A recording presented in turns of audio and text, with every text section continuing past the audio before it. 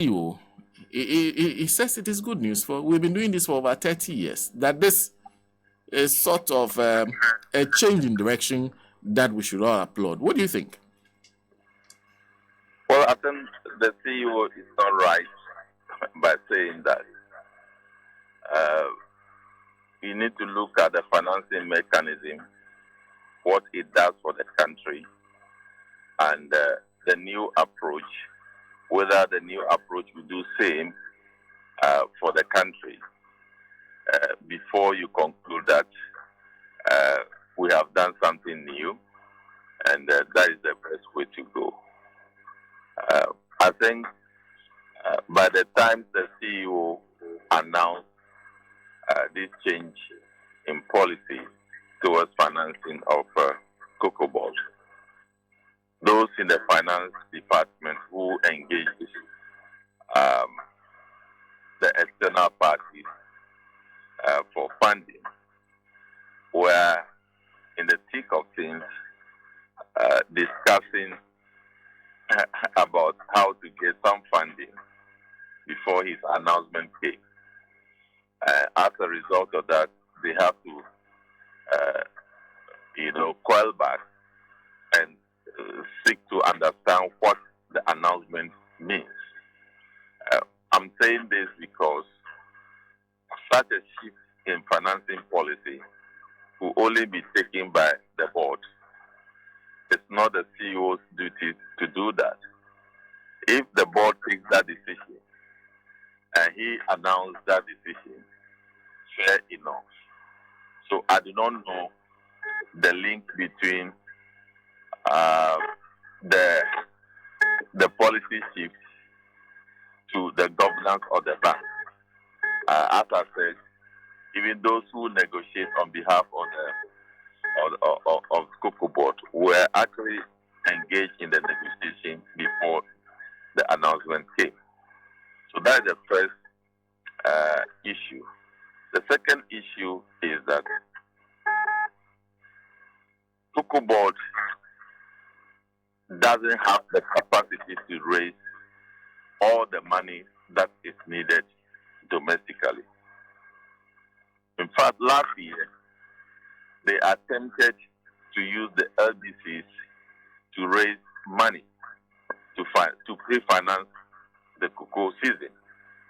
They were only able to raise $200 million. So, if you say that we have clean policy, we are just going to focus on domestic mobilization of funds to finance Cocobod. You ask yourself, why are the funds? Who are the ones willing to put their money into Cocobod and at what rate?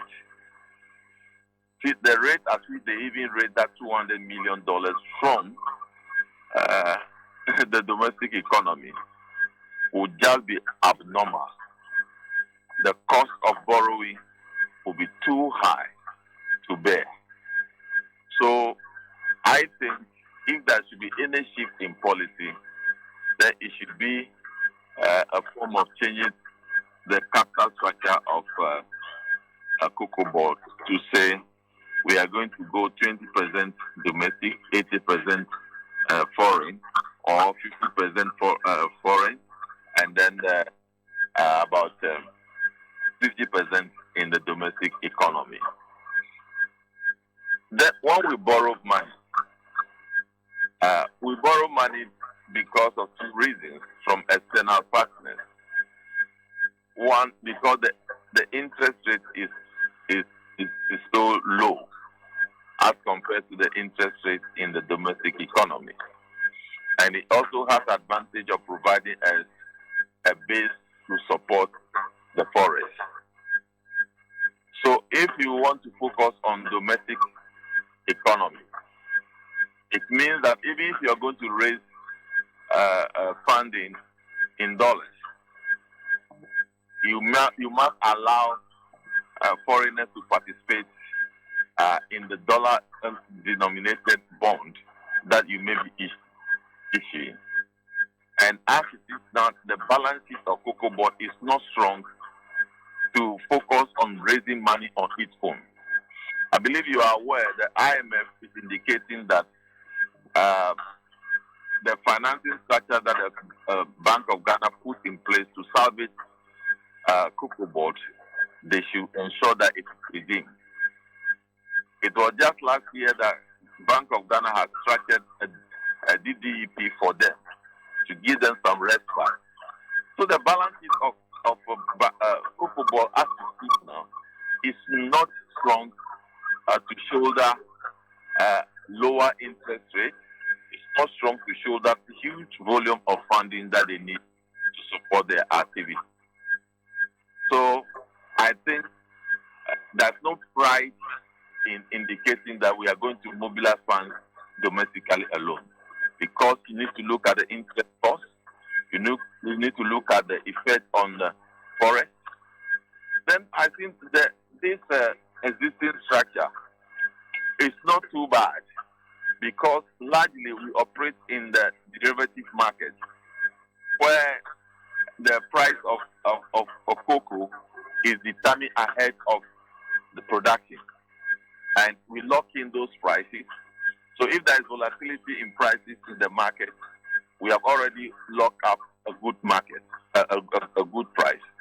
Of course, some portion of the cocoa is also sold in the spot market. In case the price at the spot market time is more favorable than the price that was locked in, then a certain percentage can take advantage of the higher price in international market. My last point I want to make is that cocoa is one of the commodities that is described as international commodity, because the factors that determine the price are largely international, and then it is denominated in foreign currency in the international market. So you need to think about how to design a financing mechanism in the interest of the economy. But I want to state emphatically, given the position of Cocobod, it is not something that we should be proud of, that we are going to mobilize money domestically. Except that maybe some people are hiding some money somewhere, and they don't know how to polish those money to good. So they may be giving those money to Cocobod on the domestic market in the name of investment. Maybe that is the only way. But even that, they will not give that money at a cheaper cost. Prof, you're suggesting money laundering. Well, I'm providing various possible things that can happen. And you're saying that as far as you can see, and I guess I hear issues of timing, the situation of Cocobod, the last attempt they made that they only raised $200 million. If you put all of it together, first of all, there's an issue of capacity, an issue of timing, and Cocobod's position currently that does not make this kind of move favorable. Did I get you right? Yes, you are right.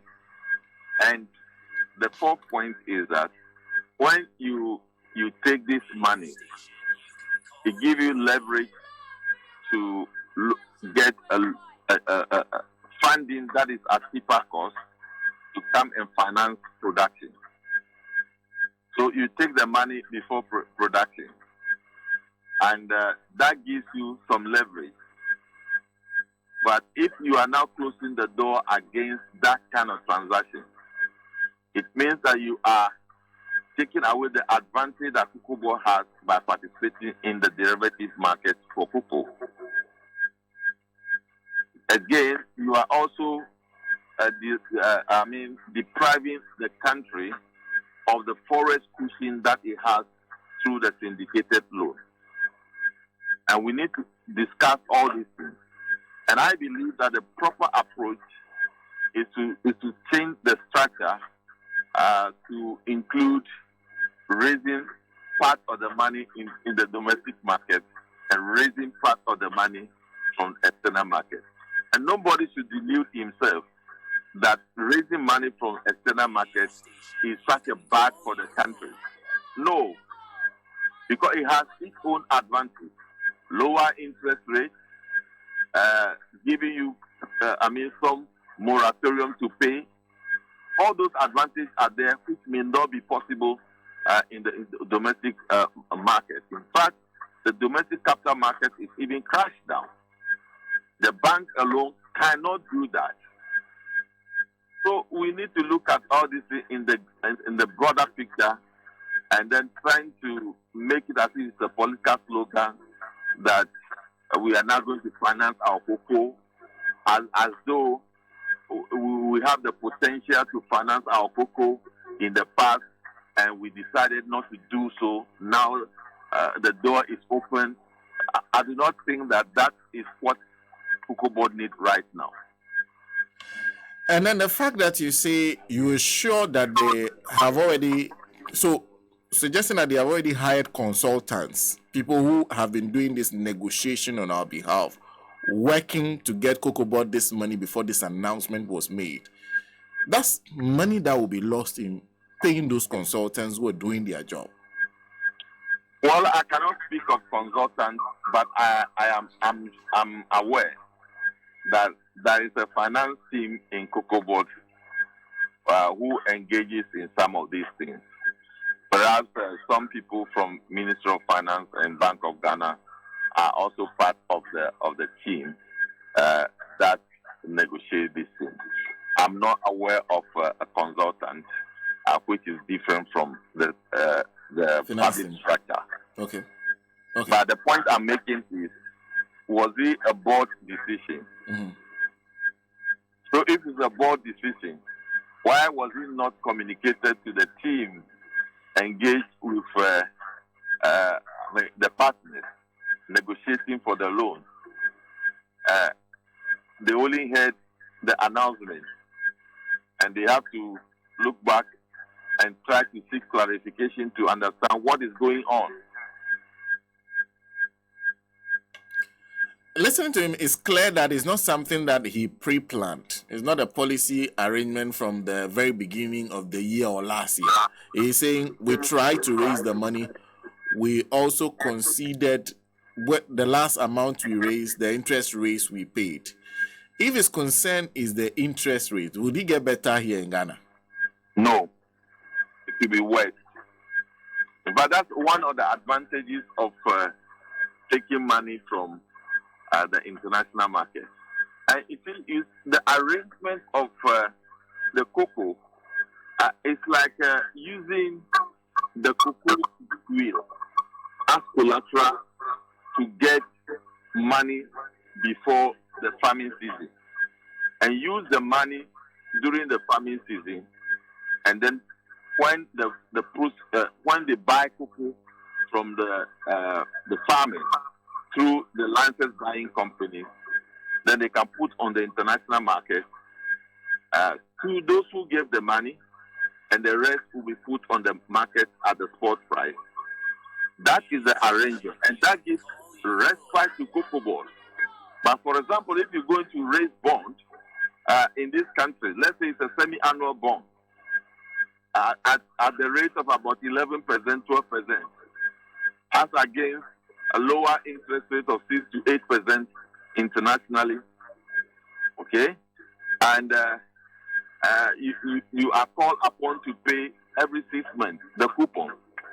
That will be putting pressure on Cocobod. So we need to understand the structure very well. Before Cocobod is not supposed to be a political entity that you create the impression that because people believe that we should not go external. No, we will finance the economy using domestic resources and good external resources. So it should not be a political campaign that we are leaving the external resources which are cheaper and which provide us the opportunity to spend the money and pay later, give us respite, some leverage or some moratorium. We cannot be be projecting that